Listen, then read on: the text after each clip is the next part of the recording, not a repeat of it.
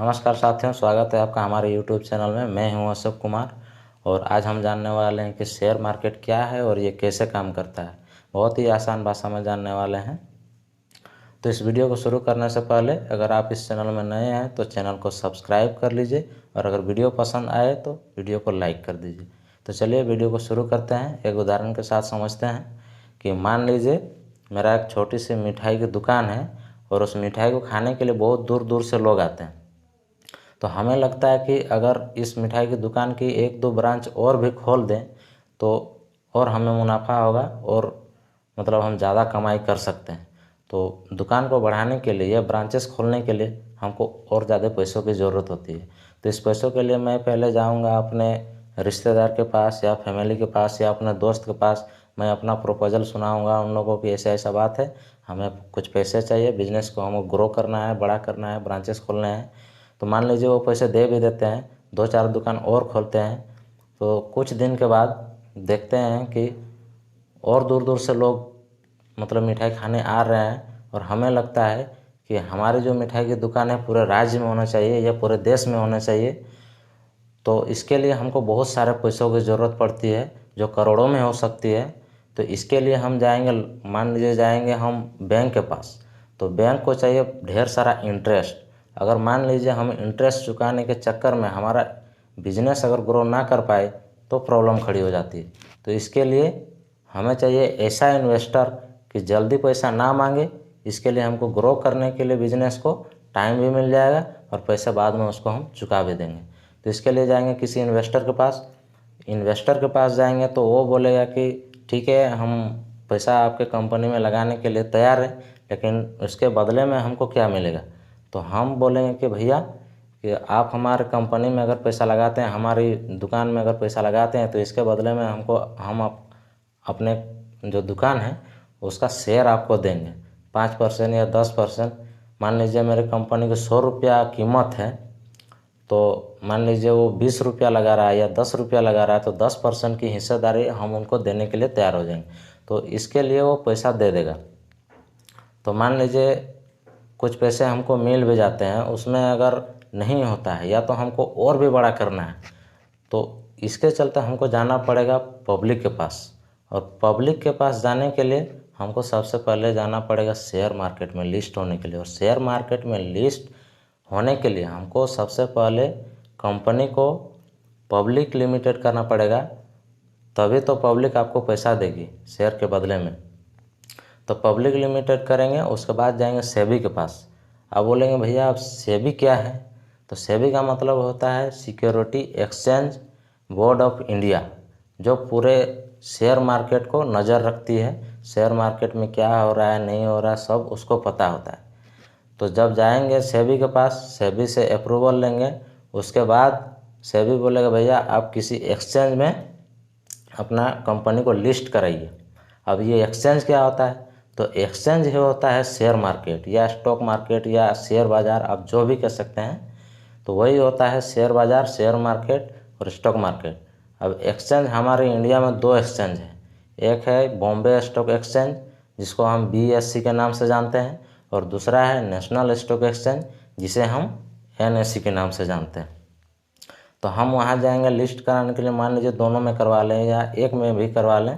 अब वहाँ पर जाएंगे, अब वो क्या करेगी, वो आपके कंपनी के IPO निकालेगी। अब IPO क्या होता है, IPO का मतलब होता है इनिशियल पब्लिक ऑफरिंग। मतलब आपकी कंपनी पहली बार शेयर मार्केट में आ रही है, इनिशियल आ रही है शेयर मार्केट में, तो ये पब्लिक को ऑफर कर रही है कि भैया इस कंपनी के शेयर ले लीजिए, इसके बदले में आप कंपनी को पैसे दे दीजिए। तो चलिए इतना तो समझ में आ गया कि शेयर मार्केट क्या है। तो चलिए अब जानते हैं कि शेयर मार्केट काम कैसे करता है। तो सबसे ऊपर होता है एक्सचेंज, जो हमारे इंडिया में दो एक्सचेंज है, पहला है NSE, दूसरा है BSE।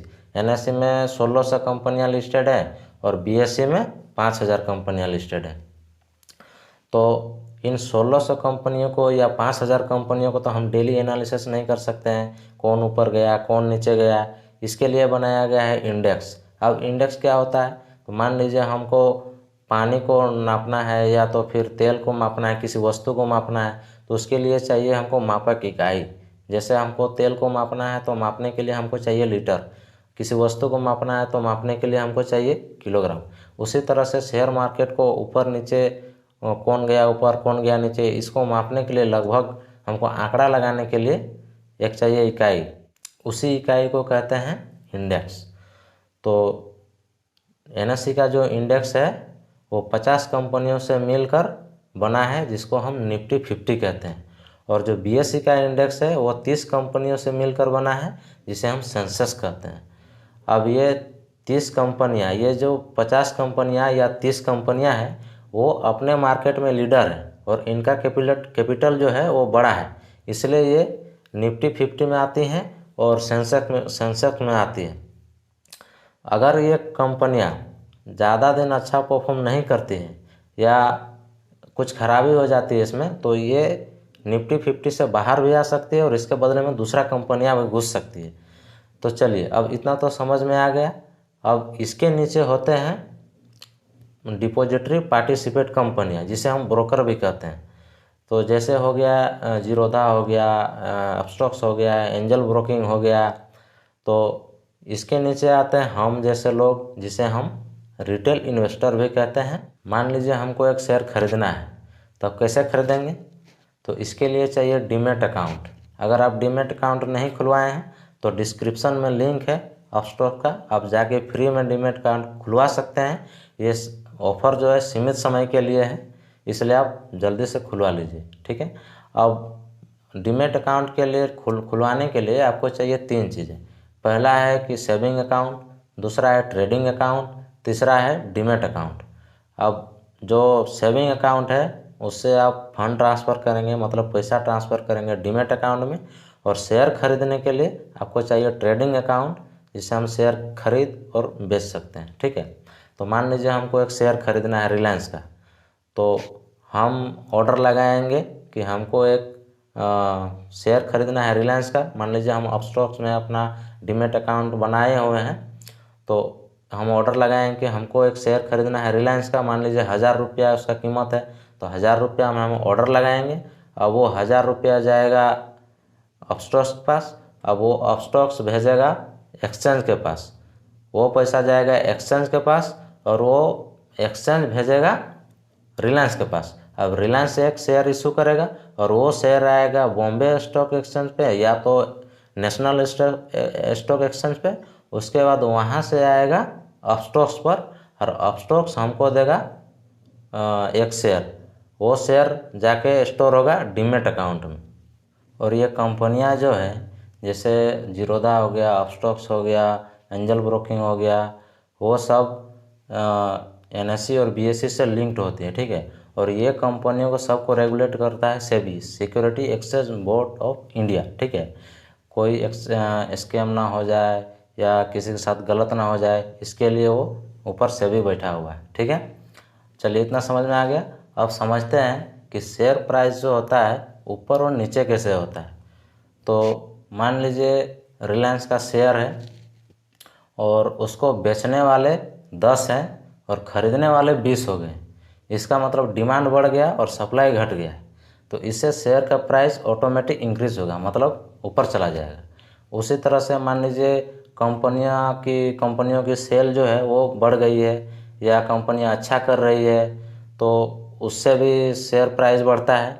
और ये डाउन कैसे होता है? वैसे मान लीजिए बेचने वाले 20 है और ख़रीदने वाले 10 है या 5 है, तो सप्लाई बढ़ गया और डिमांड घट गया, तो इससे ऑटोमेटिक प्राइस नीचे जाएगा।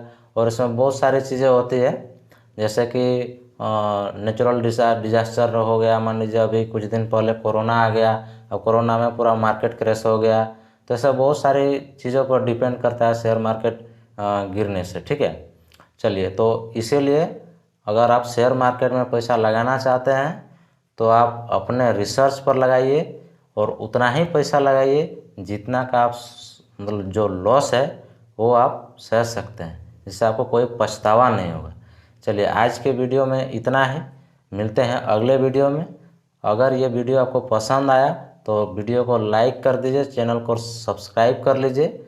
फिर मिलते हैं अगले वीडियो में, तब तक के लिए जय हिंद।